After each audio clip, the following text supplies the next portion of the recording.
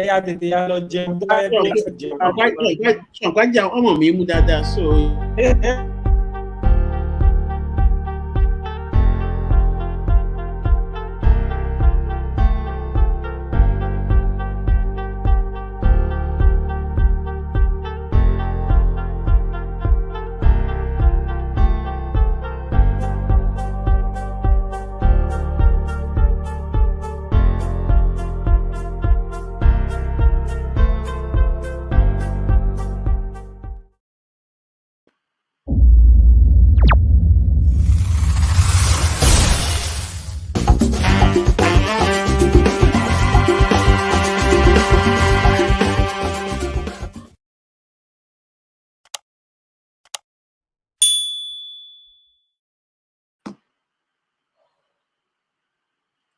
dédé wòyí o gbogbo ẹ̀yin olólùfẹ́ wa lọ́kùnrin lóbìnrin lọ́mọdé àti lágbà tí ẹ bá ń gbọ́ wa láti iléeṣẹ́ Sanfatis FM náà láti ń kàn sí yín èmi ọmọ yín àbúrò yín ọ̀rẹ́ yín olùkọ́ yín Ájì Àkúnyàrá náà ló wà lórí ètò pẹ̀lú yín ní dédé àkókò yìí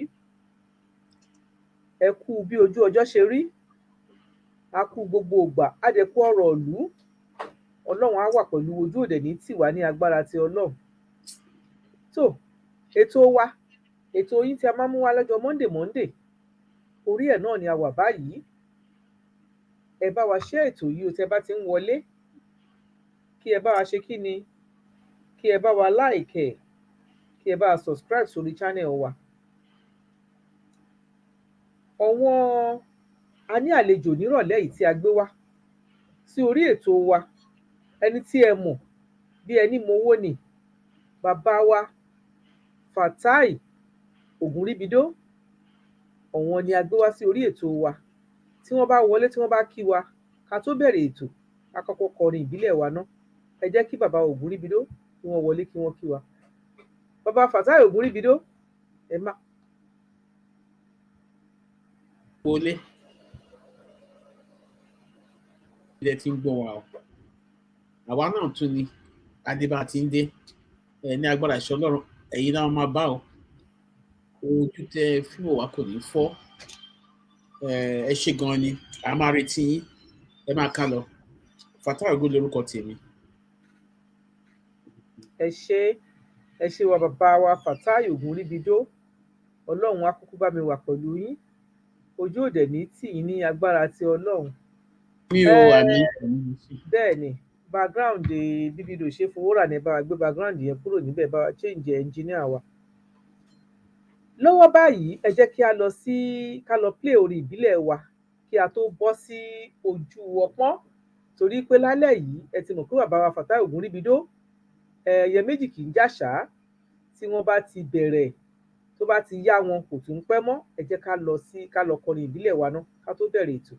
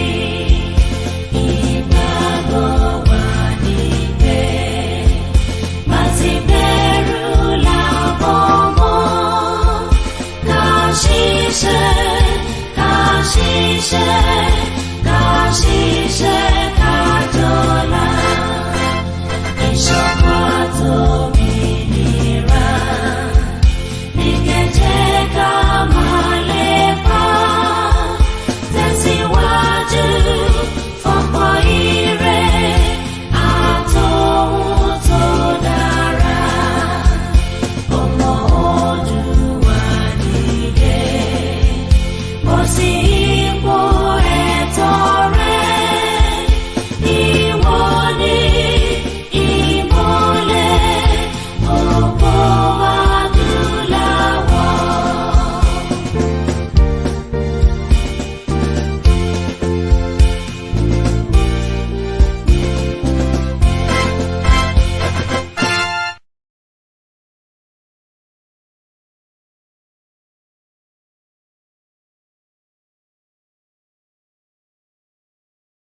ní gbogbo ọmọ káàárọ̀ òjíire ní ògo adúláwọ̀.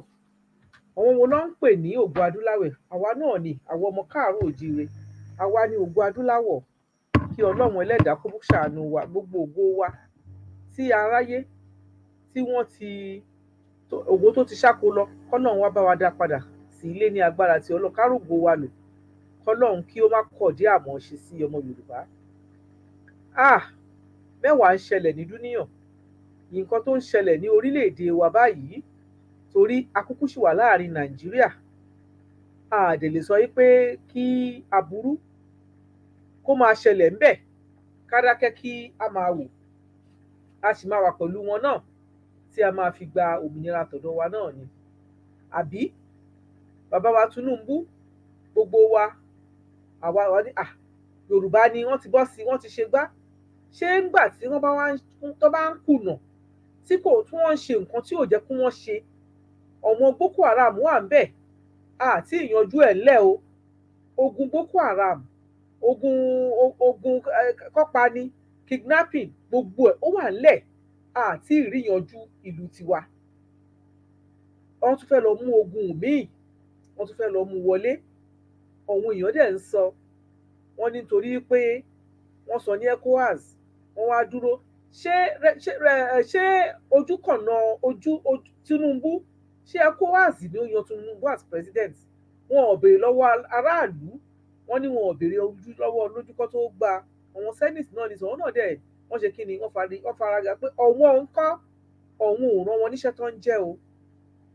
Nàìjíríà ò rán wọn níṣẹ́ tó ń jẹ́, torí tó bá fẹ́ jagun ni.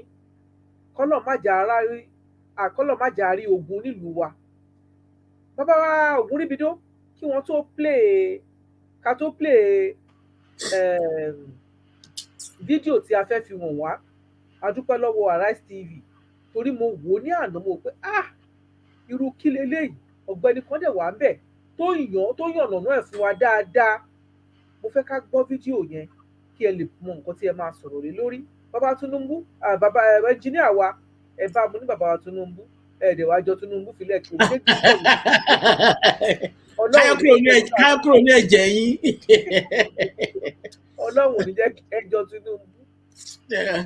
Ẹnjíníà wa, ẹ bá wa gbé fídíò yẹn sí kí a gbọ́ nǹkan tí ọ̀gbẹ́ni yìí tí ó sọ nígbà tí ọ̀wọ́n Arise TV, àdúpẹ́ lọ́wọ́ gidi gan, tí wọ́n béèrè ọ̀rọ̀ lọ́wọ́ ẹ̀, torí ọ̀wọ́n northern Nigeria. And in that piece, you express the same sentiments expressed by senators from those 7 states bordering Niger Republic in the northern part of Nigeria: Sokoto, Kebbi, Katsina, Zamfara, those 7 states. And they are saying a declaration of war in Niger against Niger would put those 7 states at risk. Nigeria, of course, sharing over 1,000 square meters, 1,000 square kilometers, about 999 miles of border with Niger. But why do you think an attack on Niger, in line with ECOWAS resolution, will amount to an attack on northern Nigeria? The territories are distinct. Right. I saw the piece before we started. I am really shocked. The primary responsibility of President Bola Ahmed Tinubu is to Nigeria and not to ECOWAS. He answers to us. He's not even addressed Nigerians and justify what he's going to do. He's gone to the Senate to ask for approval. There's no way to declare war. It's not easy declaring war. You're sending your men and women into harm's way to go and get killed and kill. I've said it clearly from the outset of that piece I wrote. I am not into political correctness. We in the North, we are tired of wars. We have been at war for 13 years, for 14 years now with Boko Haram, since 2009, and 9 years with bandits and kidnappers. And you're bringing a fresh war to us? And we share with Niger Republic, long before the creation of these 2 entities, Niger and Nigeria, we have shared heritages in our culture, in our religion, in our languages. We share a border over 1,000 kilometers from the northwesterly end in Kebbi to the northeasterly end in Borno. We have Zabarmas in Nigeria and Niger. We have Hausas. They are the predominant tribe in Niger, 53%. We have Fulanis. We have Kanuris. The whole of Diffa region around the northeast of Nigeria, they are Kanuris. So we're going to war and killing them for what? Before any president goes to war, he comes and explains to his people, these are the reasons why I'm going to war. What are the strategic importance, economic, security, or political strategic importance of going to war? What are the self-interests of that country in going to war? The people who are going to war on their behalf, the Western world, France and the United States, they know what their interests are. Their strategic interest is not the people of Niger or Nigeria, but what is underneath the soil of Niger and Nigeria. Prof, well, is this really about ethnic identity? Go ahead. Is this about ethnic identity? The president approached the Senate as stated in Section 5 of the Constitution, because the president of Nigeria cannot go to war. Okay. Baba wo guri bido. Ẹ bá mi sọ sí ọ̀rọ̀ yẹn. Ẹ ṣeun gan ni ajé àmì. Tí president bá fẹ́ lọ fún ogun bẹ́ẹ̀ yẹn, ṣé á kàn dìde á lọ sọ ni kò tiẹ̀ ní negotiate pẹ̀lú àwọn tí wọ́n fi jọba àbí? He was elected, kì í ṣe òun ló ní ìlú àbí òun ló ṣẹlẹ̀ àbí ó kàn débẹ̀, kì í ṣe ọba. Ọba ni wọ́n máa ń sọ pé ọba ni ló ba lórí ohun gbogbo. Kì í ṣe ọba, president ìlú ni. Wọ́n sì just stand up like that. Ó dẹ̀ lọ sí wọn torí pé àwọn ECOWAS sọ fún wọn wípé kó lọ ṣe báyìí, kó dẹ̀ dìde. Ẹ bá wa dá sí bàbá ògùn níbi. Ẹ ṣe gan ni ìyá mi. Ní agbára ìṣọ́ Ọlọ́run, okun àti agbára tọ́run fún yín, ayé onígbà lọ́wọ́ yín. Mo kí gbogbo ilé ẹ̀kan sí ẹ káàárọ̀, ẹ káàsán, ẹ káalẹ́, ẹ kú ìrọ̀lẹ́, ẹ kú ìyálẹ̀ta, ẹ kú bó ti ṣe ń lọ. Gẹ́gẹ́ bí a ti gbọ́ lẹ́nu arákùnrin tó sọ̀rọ̀ yẹn, ó kọ́kọ́ jẹ́ ẹ̀kan ìyàlẹ́nu fún mi wípé iṣẹ́ tí àwa mídíà gbà iṣẹ́ pé is to inform, to educate, and to entertain people. Ká la àwọn èèyàn lọ́yẹ̀ kó lè yé wọn. Ká kọ́ wọn ní ẹ̀kọ́, ká dẹ̀ dá wọn lára yá. Iṣẹ́ tí mídíà gbà nìyẹn. Dr. Abati of Arise kò fún wa ní àwọn ẹ̀kọ́ tó dára rárá lórí ètò yẹn nítorí pé iṣẹ́ tó gbà òun ni arákùnrin yẹn òun ló ń bá ṣe wípé òun ṣàlàyé ọ̀rọ̀ yẹn nígbà tó bá ń sọ wípé ìgbésẹ̀ tí Tinubu fẹ́ gbé ìgbésẹ̀ tó tọ́ ni. Even tí wọ́n fẹ́ gbèrè irú àwọn question bẹ́ẹ̀ yẹn kò ní sọ bí ẹni wípé ó support Tinubu pé nǹkan tí Tinubu fẹ́ ṣe. Tòró tún sọ lẹ́ẹ̀kan wípé after all ó lọ sí Senate. Now ká padà sí ìbéèrè yín. Arákùnrin yẹn inú mi dùn wípé ó fi ìgboyà sọ̀rọ̀ síta. Ó jẹ́ olórí orílẹ̀-èdè. Ó ṣe ń kóra ẹjọ́ láti sọ pé ó fẹ́ jókòó sí orí àga yẹn láti bẹ̀rẹ̀ sí gbégbésẹ̀. Ó wá kọ́kọ́ gbé ìgbésẹ̀ àkọ́kọ́. Ìgbésẹ̀ àkọ́kọ́ tó wá gbé yẹn ó wá jẹ́ ìgbésẹ̀ tó jẹ́ pé ó gbé dáadáa. Àmì ńlá nìyẹn fún Tinubu as the new president of Nigeria. Ọjọ́ ìsinmi tó máa san ni alẹ́ Sátidé láti mọ̀. Lọ́wọ́lọ́wọ́ sìn ẹgbẹ́ àlàyé tí arákùnrin yẹn sọ.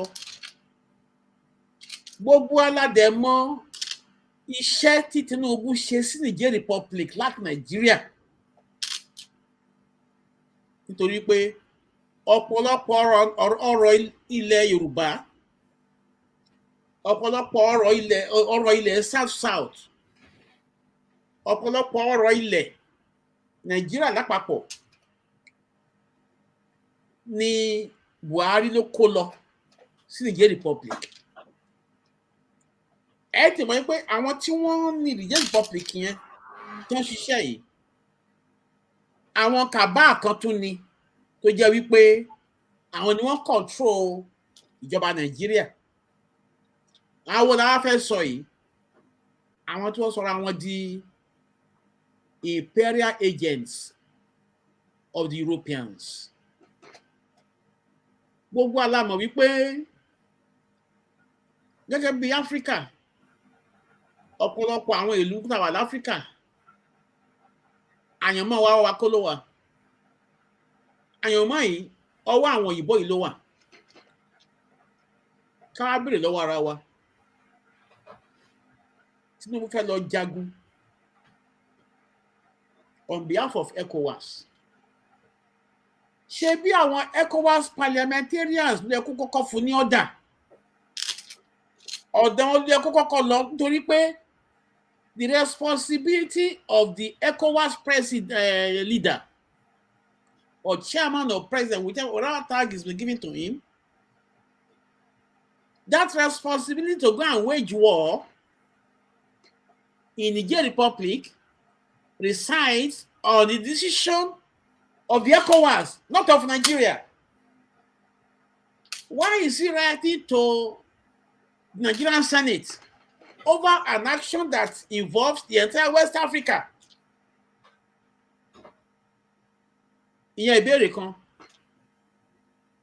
Ìbéèrè kejì ni wípé òfin wo gangan ló fara mọ́ kí ECOWAS kó lọ gbógun ti Niger Republic. Arákùnrin kan tí ó wà lórí program pẹ̀lú mi ní àná abíjẹta, ní àárọ̀ àná, ó ṣe àwọn àlàyé yẹn ní ẹ̀kúnrẹ́rẹ́. ECOWAS ò ní agbára láti lọ fogun jà Niger Republic, nítorí pé iṣẹ́ kan ṣoṣo nínú òfin ECOWAS ni wípé tí a bá rí ìlú tí uprising wà tó jẹ́ pé pátì méjì dojú kọra wọn, or region méjì ní, for instance ní Nigeria ń sìn, bóyá Yorùbá àti Biafra wọ́n bára wọn jà lórí nǹkan kan, bóyá lórí ilẹ̀ tàbí nǹkan kan. Àwọn nǹkan bẹ́ẹ̀ yẹn ní ECOWAS ní agbára láti wá ṣe happen ní Liberia lọ́jọ́sí tí àwọn factions tó fèsì ara wọn. Kò sí òfin nínú ECOWAS tó sọ wípé wọ́n lè lọ dá sí ìlú nígbà tí collective decision of the entire country supports a coup tí wọ́n lù tán yọ wípé àwọn ti rí gbàlà. Ẹgbẹ́ kan nìyẹn. Ẹgbẹ́ mi tún ni wípé ẹgbẹ́ nǹkan tí arákùnrin tó yẹ sọ̀rọ̀ yìí sọ, very sensible man, God bless him. Ó ní ṣe àmọ́ yìí pé Tinubu gbéra, ó lóun fẹ́ lọ fogun jà Niger Republic. Ìjọ rántí pé àwọn Niger Republic Hausa wà ń bẹ̀, Fúlàní wà ń bẹ̀, gbogbo wa ládẹ ẹ mọ̀ wípé the entire north ló ní alliance pẹ̀lú Niger Republic. Ìlú gidi ni wọ́n. Àwa náà tọ́ra wá ń sàlẹ̀ bẹ́ẹ̀ ni pé bóyá àwa àwọn kò sí yàtọ̀ láàrin Niger Republic and other Nigeria. Gbogbo wọn pápátá they are in one alliance. Òun lẹ ṣe ní tán kó wọn wá láti wá dìbò ńgbà míì. Òun lẹ ṣe ní tán máa dédé gbé ọ́fíìsà kan wá tán wá fún ní promotion. Niger Republic indíje ni wọ́n sọ Nàìjíríà lójijì nítorí pé àwọn tó ń lò, àwọn ọ̀kẹ́rú, àwọn colonial masters tó ń lò wọ́n á force wọn lé wa lórí. Gbàdé máa ti sọ orúkọ wọn jáde kúrò ní mídíà, á ti fọkàn sí pé ọmọ Nàìjíríà ni wọ́n. Ọ̀pọ̀lọpọ̀ àwọn nǹkan yìí ni ò jẹ́ ká ní olórí tó ń dedication sí Nàìjíríà, torí pé wọn kì í ṣe ọmọ Nàìjíríà ní ọ̀pọ̀lọpọ̀ àwọn tá à ń rí. Ṣé bí Buhari lásán yẹn, commitment Buhari is for Niger Republic, ó ti ẹ̀wọ̀n àrùn sí fún Nàìjíríà. Ara example kan nìyẹn, kò sí commitment fún Nàìjíríà gan as a country. Àwọn ẹran kíkó mérò ilẹ̀ Yorùbá nìyẹn, ẹ wo nǹkan tó fi yí wa lára. Tinubu wá fẹ́ gbógun ti ilẹ̀ Yorùbá nítorí pé tí Tinubu tó bá lọ gbé ìgbésẹ̀ tó fẹ́ gbé yẹn ó máa sọ orí Northerner àti Yorùbá papọ̀ nítorí pé wọ́n wò ó pé Tinubu ló fẹ́ lọ pa àwọn èèyàn wọn ní Niger Republic. Ewu lámbọ̀ ṣùgbọ́n níbi dùn wípé bí ó tilẹ̀ jẹ́ pé gbogbo ẹ̀ náà caricature government là ń rọ̀ ní Nàìjíríà jungle nation la wà kọ́lọ̀ kó yọ wá.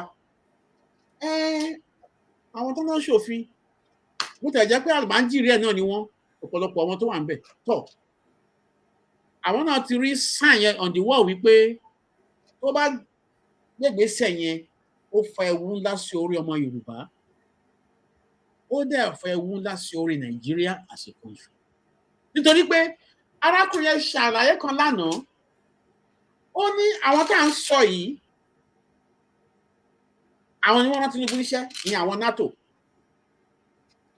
ohun wọn òun ló sọ síta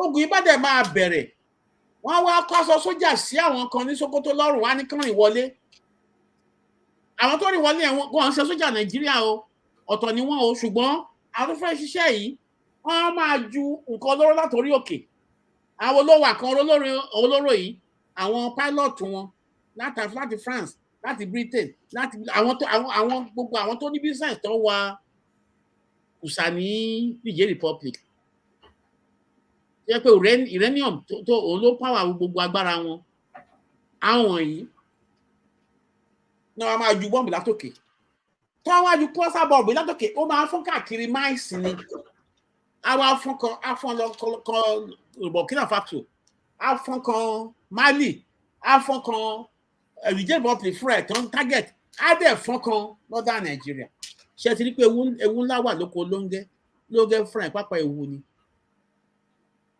President Tinubu has taken the first step wrongly, and that sends a terrible signal to the entire Yoruba people because ó ń wá ọ̀tá fún wọn and then to the entire Nigerians nítorí pé wọ́n fẹ́ sọ Nàìjíríà di ọ̀tá gbogbo West Africa. Àti rí ìgbésẹ̀ tí Burkina Faso gbé àrí ìgbésẹ̀ tí Mali gbé wọ́n ní ẹni ogun tó bá gbé ti Mali tó bá gbé ti Niger Republic àwọn náà dìde láti wá ja ogun ìyẹn ni wípé gbogbo àwọn tá à ń sọ yìí wọ́n wá dojú ìjà kọ Nàìjíríà pé even wọn à ń dojú ìjà kọ Nàìjíríà torí pé wọ́n nífẹ̀ẹ́ ara wọn ní north Yorùbá ló máa jẹ́ victim wọn ẹ má jẹ́ kí n tàn ní gbogbo ilẹ̀ Arab tàbí ilẹ̀ Africa. ẹ ṣé bàbá Ògúnrìbìdó so nǹkan tẹ̀ ń fi yé wa ni wípé bàbá Tinubu wọ́n fẹ́ gba àbọ̀dè fún wa torí bẹ́ẹ̀ mi ṣe rí ẹ bá a tún wò sọ́nà yẹn wípé kì í ṣe pé bóyá ìṣe ni wọ́n tiẹ̀ fẹ́ràn Niger tó bẹ́ẹ̀ nígbà tí wọ́n sọ pé kí wọ́n restore ẹni tí ọ̀wọ́n sọ́pọ̀ wọn ò fẹ́ tó ń kó wọn lọ sóko ẹ tó kó wọn dé oko ẹrú tó dẹ̀ ń kó wọn lọ ó rẹ́ wọn jọ tó tún ń tà wọ́n á jẹ́ pé bàbá Tinubu yẹn á jẹ́ pé wọ́n ń jà fún àwọn òyìnbó kọ́ yẹn. Ajia ẹ bá mi nà ọ́ ń bẹ ibẹ̀ ni mo fẹ́ kẹ́ ẹ ọ̀rọ̀ síbi ẹ fi kí ara yín gbọ́ tí ọ̀nkú yẹn sọ arákùnrin tí mo bá sọ̀rọ̀ láàárọ̀ àná ó ṣe àlàyé wípé ohun àwọn colonial master wa ló ń sọ jáde yẹn wọ́n mọ̀ wá bí odo tó ń ṣe abáṣubàṣu bó ṣe wù wọ́n ohun wọn ni Tinubu ń sọ síta nítorí pé Tinubu fúnra ẹ̀ ò ní agbára as ECOWAS leader láti lọ gbógun jìdí nítorí kò sí nínú òfin ECOWAS ṣùgbọ́n ECOWAS ń kọ́ àwọn olówà ní àwọn ogan ló ń kọ̀ọ̀tún ECOWAS àwọn tá à ń sọ yìí náà ń kọ̀ọ̀tún ECOWAS ò lẹ́nu ọ̀rọ̀. ẹ jẹ́ ká tún gbọ́ arákùnrin ẹ jẹ́ ká tún gbọ́ síwájú. ẹ jẹ́ kó sọ̀rọ̀ fọ́dà. ẹ jẹ́ ká tún gbọ́ síwájú. ẹ bá wa tún jẹ́ ká gbọ́ arákùnrin síwájú ẹnjìníà wa ẹ jẹ́ ká tẹ̀síwájú lórí nǹkan tó ń sọ fún wa. Without the approval of the National Assembly at a joint session. Or he may not he may just seek the consent of the National Defense Council and send troops on limited combat duty. But he was talking specifically about resolutions of ECOWAS. He's chairman of ECOWAS, and Nigeria is a signatory to the Constitutive Act of ECOWAS on coups, and military interventions in Right. the region. Right. Right. So he's sounding like he's answerable more to ECOWAS than to Nigerians. We in Nigeria, 78% of the landmass of Nigeria, 7 states and 19 states in this country are saying no to an unprovoked war with Niger. It's not ECOWAS. His primary responsibility is to Nigerians, not to ECOWAS. He's not convinced us why he should send boots to the ground in Niger Republic. And for goodness sake, where are you going to get the troops from? The Nigerian military is stretched all across, deployed all across the 36 states of this country. Where is he going to get the troops from? Is he going to pull troops from the northwest, or the northeast, or the southeast? The only place there is some leeway is the southwest. And that will be a small number of troops. And he should be very, very careful. That is what I wrote there. He's going to do the bidding of the Western world. The fight in Niger is not our fight. It is going to be a proxy war between Russia and NATO. And this is what concerns me the most. We have been surrounded by countries now where you're having this proxy war between these two countries. And we're going to do their bidding. President Bola Ahmed Tinubu has not even settled down. He doesn't even have his team, and he's declaring war without consulting the people, without the consent of the people. Okay. No, we say no to war, and we're not going to support any war. Okay, I get your point. You had a number of recommendations, one of which is that diplomacy. Baba Oguribido, ó mention kinní kan. Only this war is between Russia and NATO. Precisely. So, ó mean pé nǹkan tí Baba Tinubu ṣe nísìnyí, ọ̀wọ́n tí wọ́n wà ní side ẹ̀ nìyẹn is not at the side of the Africans, because ọ̀wọ́n tí wọ́n tọ́ ti gbogbo ọ̀wọ́n ará bí lẹ́yìn ìdẹ́jẹ́ sọ Mali ni o, Burkina Faso ni o, ọ̀wọ́n náà wọn ò jà, ẹ̀yin náà ẹ̀yin máa rán troop yín lọ jà.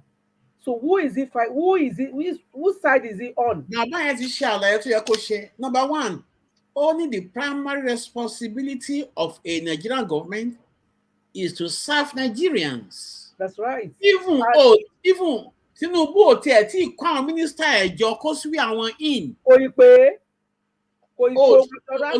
lọ jagun, and then kò tiẹ̀ wá sí òfin ní ECOWAS tó support irú ogun bẹ́ẹ̀ nítorí wípé kò kí ń ṣe internal crisis láàárín àwọn parties méjì tó face ara wọn. Right. Collective decision of a country wípé ìnira tá a wà yìí a fẹ́ yọra wa kúrò. Àwọn tó ń gbòmìnira fún wa mú a fẹ́ wọn mọ́, omi wọn ẹ jẹ́ kan máa gbé lọ. Now ìlú fúnra ẹ̀ ló decide adẹ̀rí gbogbo ọtán jubilate ni wọ́n ń dùn. Ìwọ wá lórí láyà. Ó wá ń sọ wípé ó fẹ́ lọ kógun ja àwọn ọmọ ọlọ́mọ. Wọ́n ṣẹ́ wọn ọ̀rọ̀ ẹ̀ náà. Kò dẹ̀ kí Nàìjíríà ni wọ́n ṣẹ̀. Olo send sí Nigeria Senate. ECOWAS ni responsibility ẹ̀ wá ibẹ̀ ló ti ń take a decision, kò sí nǹkan tó kàn nípa, kò sí nǹkan tó kàn Nigeria Senate. ECOWAS ló represent. Parliamentarians ní ECOWAS, àwọn ló yẹ kó fún ẹ ní the go ahead pé kó lọ ja ogun. Ṣùgbọ́n kò wá sí òfin kankan ní ECOWAS tó support wípé kí wọ́n lọ intervene into a national issue of another country. Ṣùgbọ́n tí wàhálà bá wà tó jẹ́ pé àwọn ìjọba méjì dìde wọ́n para wọn, ìgbà yẹn ni àwọn ECOWAS lè dìde. Ṣùgbọ́n nǹkan tá à ń sọ yìí ni wípé nǹkan kan ló wà nínú eégún tó ń dún. Orò tó wá ń dún ní eégún yìí. Òun náà ni bàbá yẹn ti sọ jáde. Tó wà nínú eégún tó ń dún náà ló ti sọ jáde. Torí kò sí nǹkan kì í ṣe nǹkan tó fi bò mọ́. Ó sì ìwà náà dẹ̀ ìwà yẹn náà dẹ̀ jọ pé nǹkan tó ń ṣẹlẹ̀ nìyẹn. Bẹ́ẹ̀ni, àwọn èèyàn sọ wípé àwọn ò fẹ́ ìnira, àwọn tó kó wọn lẹ́rú láti ọjọ́ pípẹ́ tán fìyà jẹ wọ́n kó wọn ní ọ̀rọ̀ lọ, wọn ò róúnjẹ jẹ, wọn ò rómi mu, wọn ò rí ilé ayé rere gbé, wọ́n ní wọn ò fẹ́ mọ́. Ìwọ wá ní pé ìgbé ìbànújẹ́ gan ló fẹ́ kán máa gbé, ó wá fẹ́ lọ kógun jà àwọn ẹni ẹlẹ́ni tó ti ń jìyà tipẹ́tipẹ́ and taking the wrong steps. ẹ jẹ́ ká tún wò báyìí sà ẹ jẹ́ ká tún wò báyìí àgógùn níbi dó ṣé ẹ mọ̀ yín pé bí ẹ ṣe sọ ó ti invest síbẹ̀ sórí the other man tí wọ́n ní wọn fẹ́ kí ló ṣe ń pè the past president wọn because he's past now ṣó ti yé yín Buhari kẹ̀ ẹ mọ̀ iye tí ó ti ná sí Niger lórí pé ìyẹn tiẹ̀ tún halẹ̀ mọ́ wa pé tàbádà òun láàmú Nàìjíríà òun àbọ̀ sí Niger. ẹ jẹ́ kí ẹ ṣe rí ẹ máa sọ̀rọ̀ yín lọ. so ó dàbí bí ìgbà tó yẹ pé ọ̀wọ́n kan ṣáà ni bàbá Tinubu yìí tó ń gbèsè lẹ́yìn ọ̀wọ́n Russian àti kí ló ṣe ń pè NATO tó sọ then ó tún gbèjà ṣe àpò ti sọ náà tẹ́lẹ̀tẹ́lẹ̀ pé ibi tí Buhari ti dúró lòun ti máa bẹ̀rẹ̀. ibi tó bá parí sí ìyẹn máa fi mọ̀ wípé àwa Nàìjíríà fúnra wa wọ́n ní iyán wa ó yẹ kó di àtúgún kí ọbẹ̀ wa kó di àtúnṣe ìgbé ayé tá à ń gbé Nàìjíríà ó ti fi yé wa wípé kò kí ń ṣe Nàìjíríà láti ń gbègbè ayé wa àwọn míì náà ń gbègbè ayé wa. Nǹkan tó ń ṣẹlẹ̀ ní Nìjẹ̀ yìí is a signal nípa kí ni nǹkan tó ń ṣẹlẹ̀ nípa Nàìjíríà àti ìjọba Nàìjíríà. Ó ní ìtumọ̀. Ǹjẹ́ wọ́n níjọba bí? Kò sí tipẹ́tipẹ́. Ǹjẹ́ Nàìjíríà ǹjẹ́ ní freedom of action bí? No. Ǹjẹ́ Nàìjíríà ǹjẹ́ wà economically independent bí? Ẹ jọ̀ọ́ sà bàbá mi ẹ wo nǹkan tó wà nínú ìlú agangan àwọn ọmọ àlù ebi ń pa wọ́n epo wọn kò sọ́nà kò sí iná kò sómi Boko Haram wà ń bẹ̀ tí ìran yẹn ẹ wá fòfẹ̀rẹ̀ ẹ lè fẹ́ lọ sí wọ̀ pẹ̀lú àwọn wo kí lẹ fẹ́ lọ onímọ̀ yẹn sọ yẹn trip wo ló fẹ́ kó lọ ọ̀wọ́n tó fẹ́ kó lọ dà bí wọ́n ṣe sọ wọ́n ní gbogbo security Nàìjíríà gbogbo 1 million àtọlọ́pàá àti àmì ni o àti nava ni o gbogbo wọn pátá àwọn uniform yẹn kò pé 1 million níbi tó jẹ́ nílùú tí ó yẹ pé we are over 200 million ẹ̀rọ yẹn ẹ wá nẹ̀fíkẹ́ lọ jagun lókù. Tí iná bá jó ọmọ ẹni àkọ́kọ́ gbọ́n tara ẹni ná. And charity begins at home. Tí ọwọ́ ọmọdé ò bá tẹ ẹ̀kú ìdà kì í béèrè ikú tó pa bàbá àwọn. A sọ fún àwọn káàrọ̀ òjíire wípé ẹ jí ìjí òdodo ẹ gbóòórùn ẹ la ojú yín kẹlẹ̀ ríran. A sọ fún àwọn Yorùbá wípé Nigeria is a scam. Ẹ jẹ́ ká gbé ìgbésẹ̀ láti yọra wa kúrò. Òwe ńlá ni nǹkan tó ń ṣẹlẹ̀ ní Mali, Burkina Faso, Niger yìí. Òwe ńlá ló ń pa fún Nàìjíríà wípé àsìkò ti tó gbogbo African dúró de ọmọ Yorùbá láti gbé ìgbésẹ̀ láti yọ Áfíríkà kúrò ní oko ẹrú. Ọmọ Yorùbá ò mọ nǹkan tó ń pè ní Yorùbá rárá. Ó jẹ́ ìkan ìbànújẹ́ kán lè mọ̀ wípé agbára tí Ọlọ́run gbélé wọn lọ́wọ́ àti iṣẹ́ tó yẹ kí ọmọ Yorùbá wá ṣe ní Áfíríkà àwọn ọ̀dàlẹ̀ àwọn tó jẹ́ wípé tara wọn nìkan ni wọ́n mọ̀ wọ́n ti hijack iṣẹ́ Ọlọ́run fún ilẹ̀ Yorùbá nítorí pé wọ́n ti fi owó wọ́n ti fi ra iye wọn wọ́n ti fi owó wọ́n ti fi ra ọpọlọ wọn wọ́n ti fi owó wọ́n ti fi ra gbogbo kò sí vision no intention no objective all the assets tó bá ti wọnú àwọn yẹn báyìí táwọn náà ti gba 35 million per month kò sí nǹkan tó kàn wọ́n nípa nǹkan tó ṣẹlẹ̀ mọ́ àtúbọ̀tán wọn náà tàṣọ fọjọ́ iwájú gbogbo ìgbésẹ̀ tó gbé pátá ni alálẹ̀ máa bí ọmọ wọn wọ́n fẹ́ wọ́n kọ̀ wọ́n lè sá. yíyá ìtàjẹ fún yín ni wípé ẹ̀yin ọmọ káàárọ̀ òjíire tí yà ń jẹ ìdá tí Ọlọ́run dá yín láti òde ọ̀run ìdá ọba ìdá aṣíwájú ni yín. Ẹ jí ìjí òdodo kẹgbàrà yín kúrò ní oko ẹrú tí ẹ ti wà ní abẹ́ Fúlàní tí àwọn European ń lo Fúlàní láti máa tẹ ògo Yorùbá mọ́lẹ̀ tá a dẹ̀ ń ṣe àwọn àlàyé ọ̀rọ̀ fún wípé ẹ jẹ́ ká kóra wa papọ̀ ká lọ bẹ̀rẹ̀ from ground zero láti gbé ìgbé ayọ̀ ní ilẹ̀ Yorùbá káwa náà ká kírètì Dubai wa kí gbogbo àgbáyé kan máa wá bá wa nílẹ̀ Yorùbá àwọn náà fẹ́ wo ọwọ́ orísun wọn kí ni ìdí ẹ̀ tọ́mọ Yorùbá ṣe máa ná owó ilẹ̀ máa lọ sí Dubai irú enjoyment tó wà ní Dubai tí ọmọ Yorùbá ò lè gbé influence Yorùbá ní àgbáyé ó ju ti Arab land lọ nítorí pé kò síbi tí Yorùbá ò sí gbogbo àgbáyé ìyẹn number one kámẹ́sì wá sọ the first generation of diaspora we have 80 million Yorùbás in Brazil lónìí more than 40% population of Cuba are Yorùbás Trinidad and Tobago Yorùbá ló wà inhabit 80 gbogbo àwọn tó wà ní ìlú yẹn pátápátá 70% of 80 Yorùbá ni wọ́n kámẹ́sì wá sọ Venezuela kámẹ́sì wá sọ Uruguay Paraguay ọ̀pọ̀lọpọ̀ àwọn ìlú ní South America ní gbogbo ẹ̀rí wọn tó máa ń travel wá sí Ọ̀ṣun Òṣogbo ẹ̀rí wọn tó gbogbo máa ń travel wá sí Ifẹ̀ àmì tó jẹ́ pé ọmọ Yorùbá tán ti bá lò tipẹ́tipẹ́ tí wọ́n ti di white people jẹ́ korúkọ Yorùbá náà ń jẹ́ kámẹ́sì wá sọ pé ní Brazil lónìí àṣà Yorùbá iṣẹ́ Yorùbá president Brazil lónìí Yorùbá religion ló ń sìn àtún àti ìyàwó ẹ̀ àrígbà tí Ọọ̀ni ẹ má ní mo deviate o nítorí pé ilé la ti ń kọ́ ẹ̀sùn lọ sóde o tí wọ́n bá jó ni ju ẹlòmíì ìyẹn kọ́kọ́ gbọ́n tara ẹ̀ ná òun bá ṣe kí ọ̀rọ̀ yẹn bọ̀ wípé ẹ̀yin ọmọ káàárọ̀ òjíire ṣé ẹ̀rí signal kan tó happen ní Niger Republic ẹ̀rí signal kan tó happen ní Burkina Faso tí rí signal kan tó ṣẹlẹ̀ ní Mali ẹ̀ ń yiri mọ́ Nàìjíríà tó jẹ́ pé òun ló dì sí ìrìn àjò ayé yín èmi ló kọ́ almajiris tọkọra àwọn jọ tán ní àwọn South West APC tó yẹ pé is the only factor tó ń destroy Yorùbá lọ́wọ́lọ́wọ́ ń sìn yín tàdé sọ fún ọ wípé ẹ jẹ́ ká gbé ìgbésẹ̀ nítorí pé time is ticking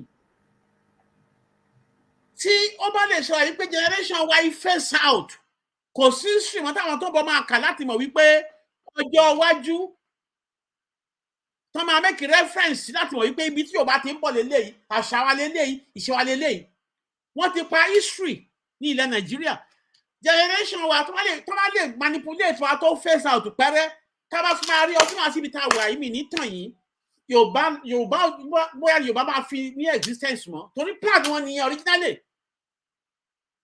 àṣírí wọn tá à ń tú òun náà ṣe change ẹ̀ sí politics pé ká kúkú lọ Tinubu ìgbésẹ̀ Tinubu òun lẹ ti rí yìí o on mute ma on mute ma on mute. ẹ ṣé mo dúpẹ́ ẹ bá wa sọ mi díẹ̀ mu ọmọ pé tẹ́ bá ti ń sọ̀rọ̀ Yorùbá yẹn ó máa ń mu yín ní ara ni bẹ́ẹ̀ ni á múyàn lára torí ìtara tí nǹkan tí àwa mọ̀ àwọn èèyàn ò mọ̀ wọn ò dẹ̀ kíà láti mọ̀ á dẹ̀ ń sọ fún wọn báyìí ó wà ló wọ́n mọ̀ ní inú Bernabati ló gba àlejò ló tún educate ẹ̀ as high level as an educator and educationist as an intellectual. ó ń tì síwájú ni bàbá Ògúnríbidó ó ń tì síwájú kó lè sọ̀rọ̀ ni. ó wá lè jẹ́ ó ń tì síwájú ni kó lè sọ̀rọ̀. bẹ́ẹ̀ni ó ń tì síwájú ni kó lè sọ̀rọ̀. ẹ jẹ́ ká tún gbọ́ nǹkan tí ó máa sọ tí ò bá gún kẹ́sẹ́ bẹ́ẹ̀ yẹn kò ní sọ̀rọ̀. bẹ́ẹ̀ ni kò ní gbòòtọ́ bẹ́ẹ̀ ni. ó yá.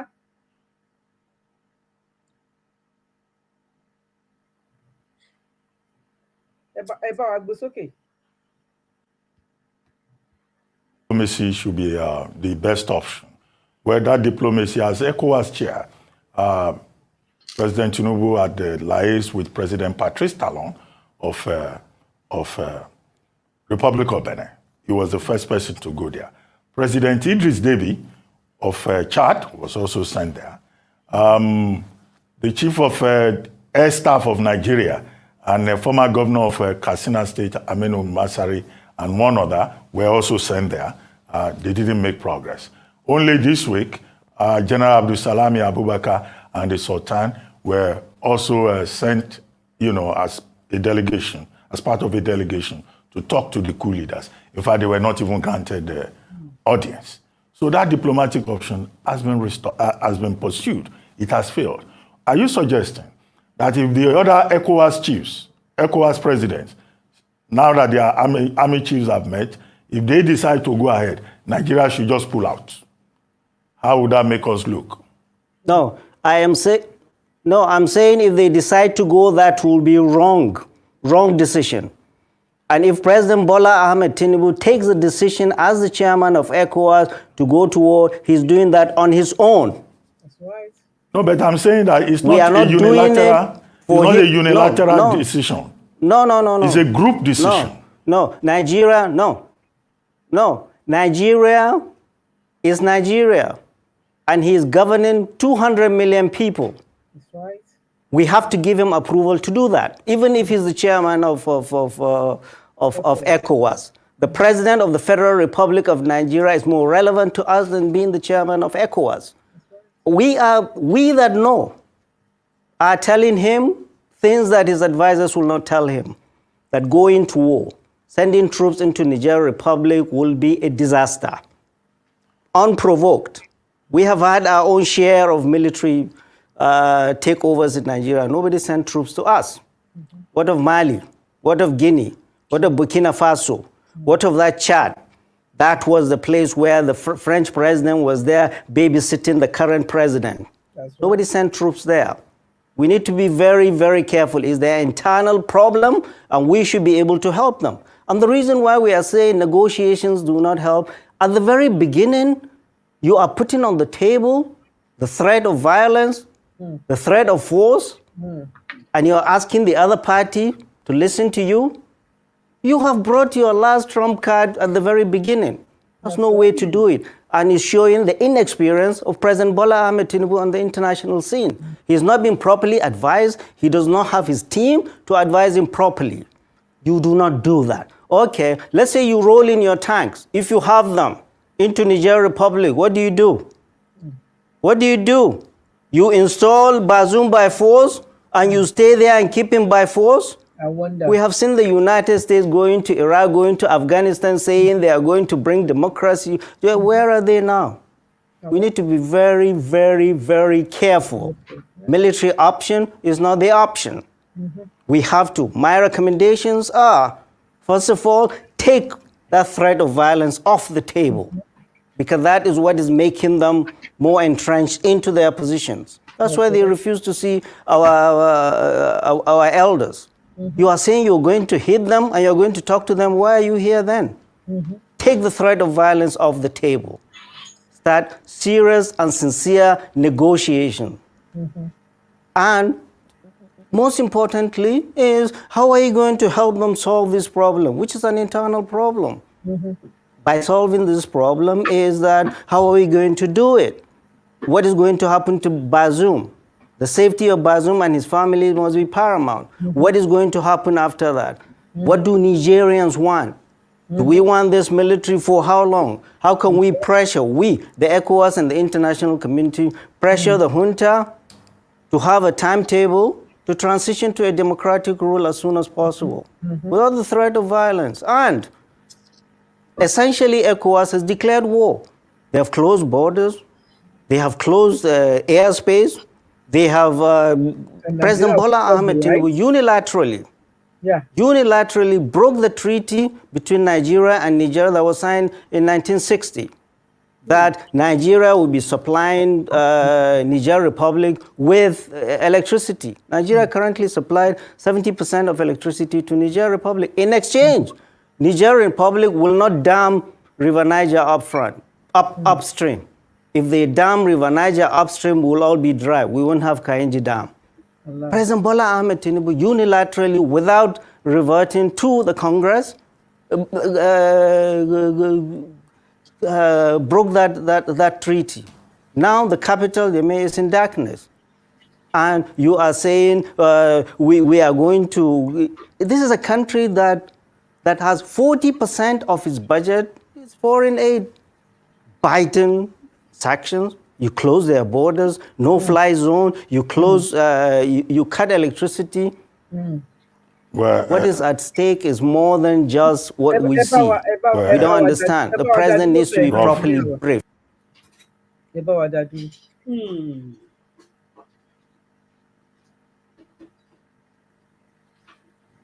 ẹ ti gbọ́ báyìí bàbá Ògùn Ìbídó.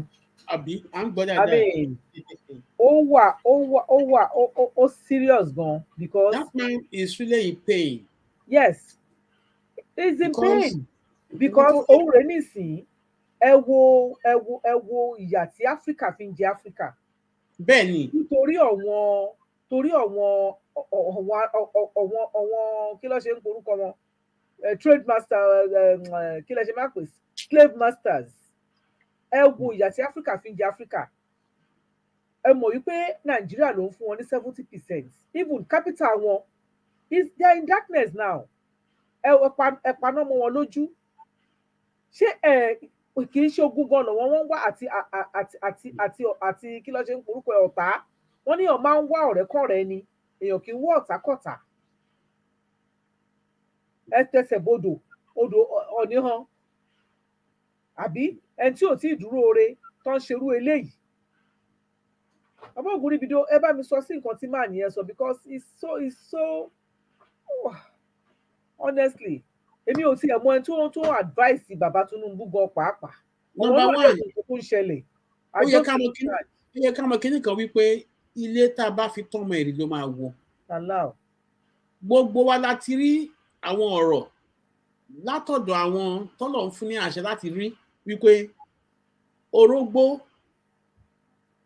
la máa jẹ ní abẹ́ Buhari ní abẹ́ Tinubu. Kí ni ìtumọ̀ ẹ̀? Pé ìkorò ló ń gbé bọ̀. Prediction ẹ ti wá over 1 year ago. Kí láǹfààní orógbó ohun tá a pa tí ò láwẹ́ tàdújẹ tó tún korò. Kí láǹfààní orógbó. Owó ènìyàn pa fún wa wípé ìkorò ló máa characterize gbogbo ìjọba ẹ̀. Àmì náà láti rí yìí sìn. Tábàdẹ̀ sọ̀rọ̀ ń sìn wọ́n ní ọmọ wa ní ẹjẹ́ ó ṣe é. Bẹ̀tẹ̀ nǹkan tó wà nílẹ̀ yìí kò sí nǹkan tó kan Yorùbá bẹ́ẹ̀ torí pé Yorùbá sọ pé àwa sọ pé à ń lọ torí pé àwa tún mọ̀ pé gbogbo nǹkan tó ń ṣe pátápátá gbogbo kò sẹ́ni tí ó mọ̀ gbogbo nǹkan tó bá dápò Nàìjíríà tí Tinubu tó bá fly out of Nigeria níbo ló ń lọ níbo ló máa ń lọ. France. Ọ̀rẹ́ lòun àti Macron now. So already everybody knows where the pendulum is turning. That's right. The pendulum of his love. Níbo ló ń tàn sí? So àbọ̀rọ̀ lásán fún ọmọlúàbí. Tó bá dénú àádó díndín. Àwọn káàrọ̀ òjíire tó bá délẹ̀ tán Yorùbá náà ni àwọn onígbàgbọ́ máa face. Bẹ́ẹ̀ni. Pé Tinubu ó fẹ́ pa àwọn èèyàn wa gbogbo ẹ̀ láti rí náà. Yorùbá máa wà ní baba problem tí a bá ṣọ́ra tí a bá pẹnu pọ̀. Bàbá Ògùn Ìbídó ṣé ẹ mọ̀ wípé àwọn Málì lọ́pọ̀ nínú àwọn tó ń gun kí ló ṣe ń pè ká ọ̀kadà káàkiri yẹn ni. Bẹ́ẹ̀ni. Ọmọ Málì pọ̀ bẹ́ẹ̀ dáadáa. Àwọn Niger Republic Málì àwọn ló pọ̀ ní gbogbo ilẹ̀ Yorùbá. Àwọn Niger Republic wọ́n pọ̀ bẹ́ẹ̀ dáadáa. Wọ́n dẹ̀ support ìlú wọn. Tí wọ́n dẹ̀ ní gbogbo àwọn nǹkan tó ń ṣẹlẹ̀ yẹn kí lè rò pé wọ́n máa ṣe nílùú tiwa náà. Ilẹ̀ Yorùbá lọ́dẹ̀ wà. Suicide bomb ní ilẹ̀ Yorùbá. Suicide bomb ní. Ìyẹn ti mọ̀. So gbogbo àwọn káàrọ̀ òjíire tí a sọ̀rọ̀ tá a dákẹ́ ewu ńlá wà lórí wa. Ẹ jẹ́ ká àgbẹ̀ nípa Nigeria is a scam coexist anyway. It's only a looking ground for àwọn tí wọ́n tán ran níṣẹ́ lọ́wọ́lọ́wọ́ yìí. Kò sí nǹkan kan tó happen Nigeria. Kí ni ìgbé ayé tá à ń gbé gan tá a dẹ̀ ní pẹ́jẹ́ ká gbára wa tẹ́lẹ̀ táwọn èèyàn tí ò yé wọn. Tí ìyá dẹ̀ mọ́ wọn lára títí. A ní ẹ jẹ́ ká papọ̀ nínú ìṣọ̀kan. Gbogbo àwọn tó jẹ́ àbá fún wa náà tó yẹ pé kán gáàjù akọ́kọ́ ronú. Àwọn náà ti compromise. A dẹ̀ ń sọ fún wípé ẹ jẹ́ ká papọ̀ nítorí pé nǹkan tá à ń sọ yìí tèmi ó yàtọ̀ sí tiwantiwa. Jẹ́ wọ́n ní ilé láti ń kẹ̀ṣọ́ lọ sóde náà. Ẹ jẹ́ ká kọ́kọ́ lé akátá lọ ká fàbọ̀ bá ẹdìyẹ ká kọ́kọ́ gbára wa kúrò náà ká papọ̀ ká gbé gbèsè tó yẹ ká gbé gbèsè ń lọ. But where is the support? Because of the Tinubu factor. Ọmọ Yorùbá. Ọlọ́run á ṣàánú ọmọ Yorùbá. Àyẹ̀mọ́ yẹn wáyé lọ́wọ́ Olúwa ti bá yín sọ̀rọ̀ Olúwa ti ṣàlàyé ọ̀rọ̀ fún yín tipẹ́ wípé oko ẹrú lẹ́wọ̀ ẹ gbára yín ọ̀nà náà ti là ọ̀nà ti ṣí ẹ gbégbèsè ìṣẹ̀lẹ̀ ń takò àwọn tó ń ṣiṣẹ́ yìí ibi tí ẹ̀yin ò rí nǹkan dé àwọn yẹn Olúwa ti fi òye wọn ti rí kọjá bẹ̀ kẹ́dẹ̀ support torí tọ́lọ́kọ́bọ̀ tẹ́ ń gbà gbogbo ìlú tó gbogbo ọ̀rọ̀ tó wà nílẹ̀ Yorùbá náà ń kó lọ ẹ̀ẹ́dẹ̀ lè question wọn torí the authority tó ń wọ́n láti Abuja the unilateral decision tó ń take lórí economy ilẹ̀ Yorùbá wọ́n lù tó alójoojúmọ́ ilẹ̀ Yorùbá wọ́n kọ́rọ̀ ajé wa lọ wọ́n wá máa fáwọn kọ̀ọ̀kan ní stipend wá fún wọn ní nǹkan kéékèèké àwọn tó jẹ́ pé ó yẹ kán ní factory búrẹ́dì wọ́n kó búrẹ́dì kọ̀ọ̀kan lé wọn lọ́wọ́ inú wọn dùn.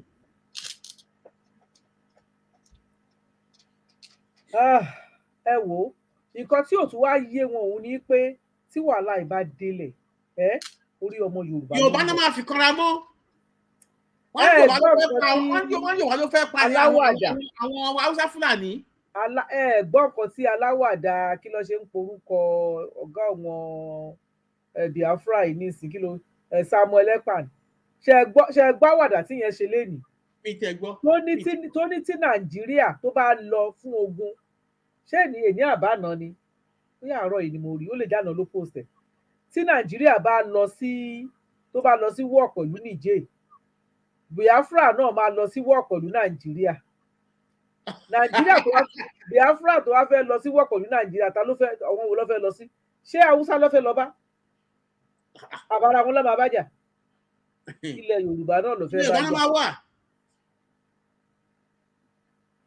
ṣe rí ẹ̀yin ọmọ Yorùbá tí ẹ bá mọ nǹkan tó dáa fún yín ibi tí wọ́n bá ti ní kẹ́ ẹ dìde láti gbèjà ara yín àbí láti sọ̀rọ̀ sókè ẹ dìde ní o ẹ dìde ibi tí wọ́n bá ti ní kẹ́ ẹ dìde kẹ́ sọ̀rọ̀ sókè òun rèé ní ìsìn ẹ wo bí epo ṣe wọ́n tó nílé àwọn èèyàn ní àìmọye tó ti kú o ṣé ẹ mọ̀ wípé ní ìsìn nítorí pé àwọn ọmọ ń lọ sí school ó tún jẹ́ kó rọ̀ lára àwọn ọmọ wà ní holiday ó jẹ́ kó rọ̀ lára wọn díẹ̀ àìmọye òbí tí ò lọ síbi iṣẹ́ mọ́ báyìí o torí wọn ò rí owó tó máa fi wọ mọ́tò torí epo mọ́tò kí ló ṣe ń pè owó mọ́tò ó ti times 3 times 4 o.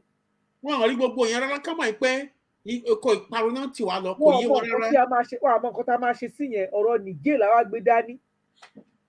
ebi ń pa àwọn ará ìlú àwọn èèyàn ṣubú nígboro torí ebi ẹ rí gbogbo yẹn gbọ́. kí Ọlọ́run Ẹlẹ́dàá kó ṣàánú wa ni o ẹ jẹ́ ká tún tẹ̀síwájú díẹ̀ lórí ẹ̀ka tó kásẹ̀ ètò yìí nílẹ̀ torí wọ́n ní ààbọ̀ ọ̀rọ̀ là ń sọ fún ọmọlúwàbí tó bá dénú àjòdìndì ẹ jẹ́ ká tún pọ̀ kan tí arákùnrin yẹn sọ díẹ̀ ká tó kásẹ̀ ètò nílẹ̀ ẹ ṣé ẹnjìníà wa.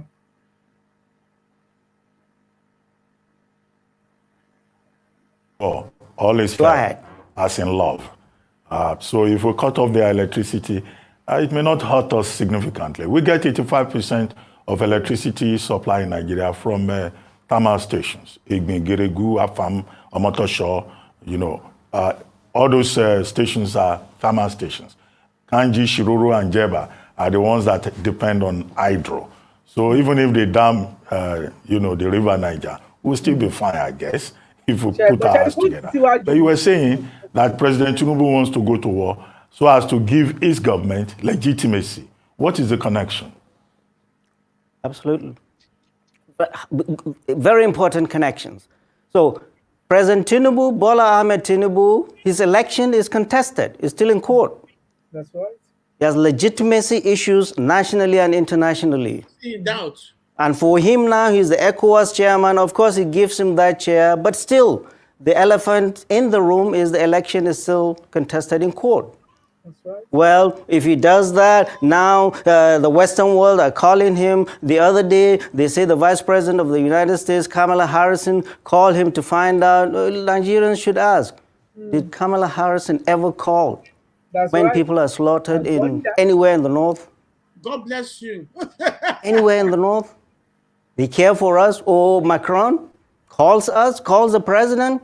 They don't care for us.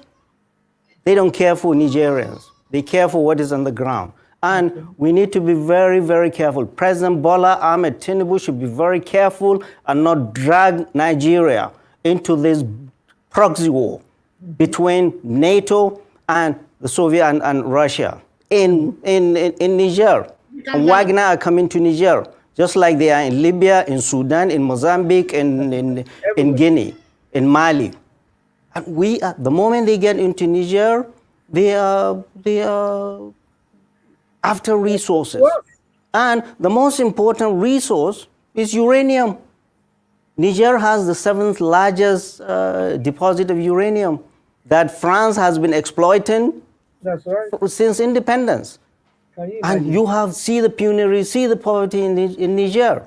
The second thing is we have this trans-Saharan pipeline that is built to be piped from Warri through Niger up to Algeria, to stop in Algeria and then go into Morocco and Tunisia to Europe.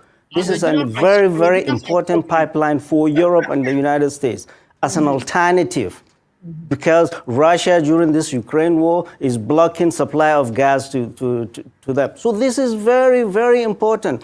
The United States is there not for God, country, or the love of Nigeria or Niger. No.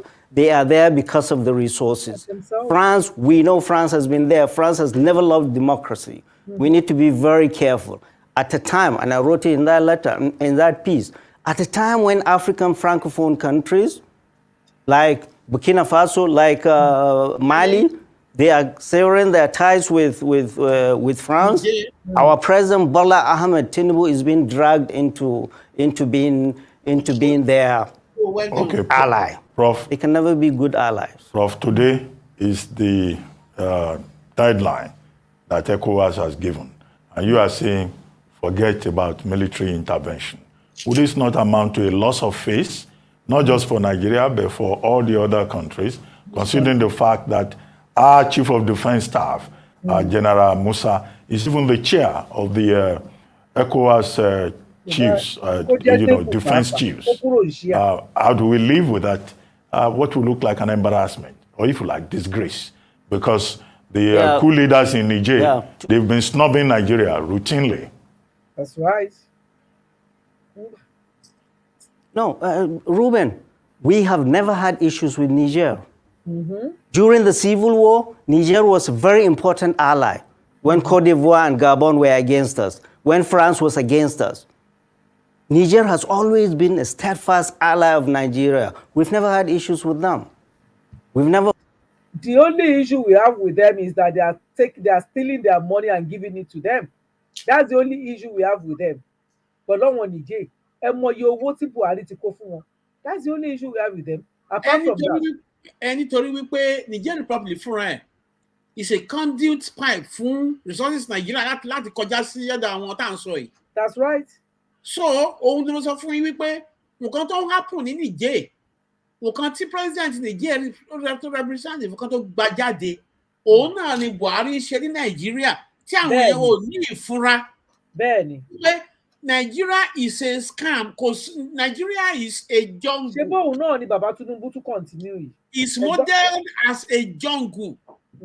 And they are making it deliberately a consuming nation so that they can erode all our resources and cut them away and loot us to our last blood. And it has been happening.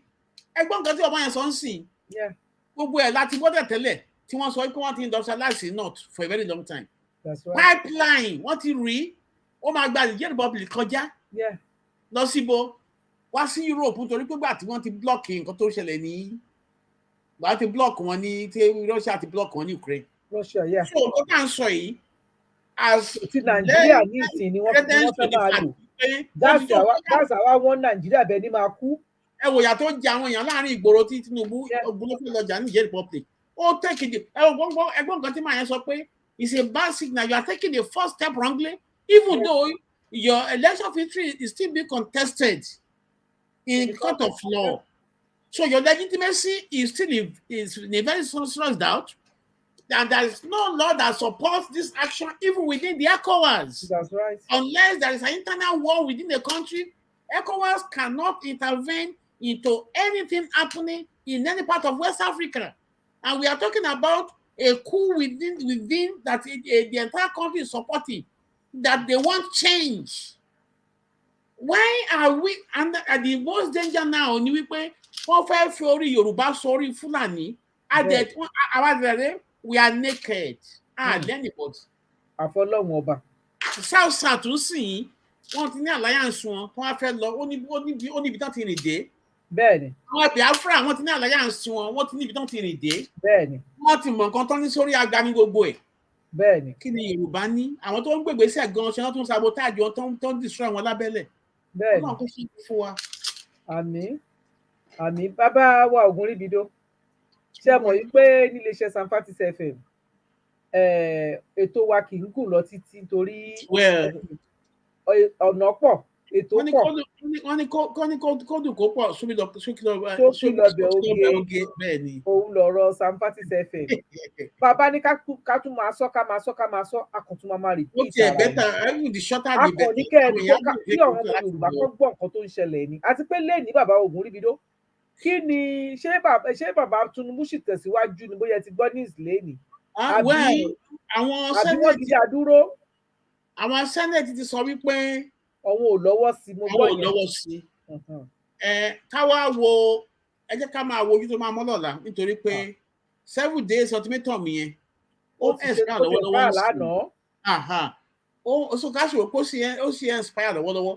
Wọ́n sì decide, wọ́n sì try láti motivate, wọ́n sì plan, wọ́n sì mobilize. So but their mobilization and everything, ẹ jẹ́ ká òbí tó máa ẹ̀yìn sí, ṣùgbọ́n tó bá bẹ̀rẹ̀ ogun pẹ́rẹ́, àwa táwa Nàìjíríà wọ́n máa ju bọ́ọ̀mù sí wa láàrin tábà ṣọ́ra. Bẹ́ẹ̀ni. Nítorí Burkina Faso wọ́n ti ní pé àwọn máa gbèjà Niger Republic. Gbogbo wọn ni kì í ṣe Burkina Faso. Wọ́n ní fi ìkanra mọ́nọ́dá Nàìjíríà torí ara wọn ni. Wọ́n ní fi ìkanra mọ́nọ́dá Nàìjíríà torí pé extension Niger Republic dá Nàìjíríà. Bẹ́ẹ̀ni. Àwọn náà fi àjẹ. Wọ́n ti wà nínú ilé. Bàbá Ògúnríbidó pé ọmọ wọn wà ń bẹ̀ tó jẹ́ Buhari. Bẹ́ẹ̀ni. Kò wá gbógun tì wọ́n. Ọmọ Yorùbá ló wá fẹ́ gbógun tì wọ́n. Kẹ́lẹ̀ mọ̀ pé ewu ńlá ni ọmọ Yorùbá ń kíra bọ̀ nípa ọ̀rọ̀ Tinubu lọ́wọ́lọ́wọ́, ẹ̀yin èèyàn jẹ́ ká ronú. Kí ni ẹ̀yin gan tí ẹ fẹ́ sọ fún àwọn tí wọ́n ń ṣe àwọn tó wà níjọba Tinubu, torí pé a lè ní wọn ò gbọ́ wa. Bí kan bá gbọ́ nínú wọn á ní ẹ gbọ́ nǹkan táwọn aráabí ń sọ. Kí lẹ fẹ́ sọ fún wọn torí pé ẹni mi kì í ṣe ẹni, èèyàn mi kì í ṣe èèyàn, a lè fi wá láàárọ̀ lọ́jà o, because lọ́wọ́lọ́wọ́ báyìí òun rèé tí Tinubu bá ṣe ìṣekúṣe kan tó bá gbé ọwọ́ kọ́wọ́ àbí ó lọ gbé mú kímú, ọmọ Yorùbá ló máa fi kanra mọ́ o. Torí bẹ́ẹ̀ a ní láti ṣe kí ni wọ́n ní ọ̀rọ̀ lọ́mọ ilé tí ń jẹ. Kí ni nǹkan tí ẹ fẹ́ sọ fún àwọn ìjọba Tinubu báyìí, bàbá Ògúnríbidó? Ṣé rí ìjọba Tinubu gbogbo ala mọ nǹkan tó stand fún. Nígbà tí Buhari bọ́ síbẹ̀, ó jẹ́ pé human memory is always short. Ọ̀pọ̀lọpọ̀ àwọn havoc tí Buhari tó commit, everything was swept under the carpet. For instance, gbogbo àwọn tó mọ̀ yìí pé òun máa rọba stamp tó bá fẹ́ ṣòfin ló kó sí ìjọba. Gbogbo àwọn senate leader yẹn o, gbogbo àwọn nǹkan tó mọ̀ yìí pé wọ́n lè pa. Kí lẹ fẹ́ sọ fún mi pé àwọn senators in Nàìjíríà ṣe for the 8 years Buhari? Wọ́n pààyàn, wọ́n sọ̀rọ̀. So the same thing náà ni gbogbo àwọn tó wà ń bẹ̀, àwọn tá lè bá sọ̀rọ̀ tẹ́ sọ yìí, àwọn Yorùbá senators tá lè bá sọ̀rọ̀.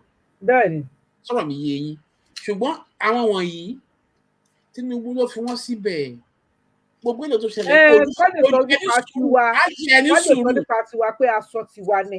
Bẹ́ẹ̀ni, ẹni sùúrù mà. Tinubu ló fi wọ́n síbẹ̀.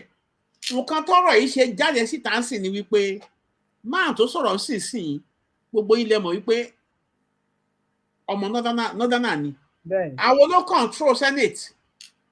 Àwọn náà ló pọ̀ jù ń bẹ̀. Voice àwọn Northerners yẹn òun ni ó jáde síta. Kò kí ń ṣe voice àwọn Yorùbá senator jáde síta torí pé nǹkan tí Tinubu ọ̀gá wọn tó pínlẹ̀ wọn lọ́wọ́ tó bá fẹ́ ṣe náà máa support. Àlàyé ọ̀rọ̀ mi ò yé yín. Kò sí nǹkan tá a lè sọ bí Ọlọ́run fún wọnú ayé wọn ká lè mọ̀ wípé oko ìparun ni wọ́n ń kó Yorùbá lọ. Yorùbá ò dẹ̀ dìbò fún wọn. Òun la ṣe ń sọ fún àwọn èèyàn wa náà wípé ẹ jẹ́ ká gbé ìgbésẹ̀ ká jáde kúrò ní Nàìjíríà. Ogun kékeré lè ṣẹlẹ̀ ṣùgbọ́n tí ẹ bá gbé ìgbésẹ̀ yìí, àwọn tí wọ́n ń lo ayé alẹ́ Niger Republic, àwọn náà lọ ayé yìí Nàìjíríà indirectly. Indirect true la ní Nàìjíríà kò sún irọ́ ni kò sí kankan tó ń pè ní bò, they are lying. It's all proxies. Òbúrú bàbá wo Ògúnríbidó kí Ọlọ́run kó wà pẹ̀lú wa kó ṣàánú wa kó kún wa lọ́wọ́ kó má ṣe ọ̀wọ́n èèyàn wa ní alétílápá àbí adọ́run mòótọ́. Kọ́lọ́run jẹ́ ọgbọ́ àdúrà náà la máa gbà fún wọn. Kọ́lọ́run má dí wọn létí kó bá wa ṣí etí wọn níta àti nínú kó ṣí làákàyè wọn torí ìgbà ní mo rò pé màálù tó ti jẹ yẹn gan ó ti pa làákàyè wọn tó rán náà yé jẹ màálù mọ́ ọkọ̀ wọn ò yé jẹ màálù. Àbí àwọn náà fẹ́ bí pa wá nǹkan tá a rí ìjẹkújẹ tá a rí là ń jẹ nítorí pé àwọn náà fẹ́ bí pa wá sódà tá a lè máa jẹ màálù kí wa kó lè máa ra sí i wọn nǹkan tó ń ṣe. Ọlọ́run á ṣàánú wa. Àwọn èèyàn wa kò yé wọn adẹ ṣàlàyé bẹ́ẹ̀ kò yé wọn. Adúpẹ́ lọ́wọ́ yín bàbá Ògúnríbidó adúpẹ́ Ọlọ́run á dẹ̀ bá wa dúpẹ́ lọ́wọ́ yín ojú òní tìyàn á máa rí yín bá o ní dàgbà yà lágbára Ọlọ́run ní fi ń ṣàwátì àṣejù ara tẹ̀yìn náà ń ṣe tí ò mí nínú fún yín Ọlọ́run ò ní nawọ́ ìbànújẹ́ sí ẹ ṣé adúpẹ́ ojú òní tó mọ̀ sà.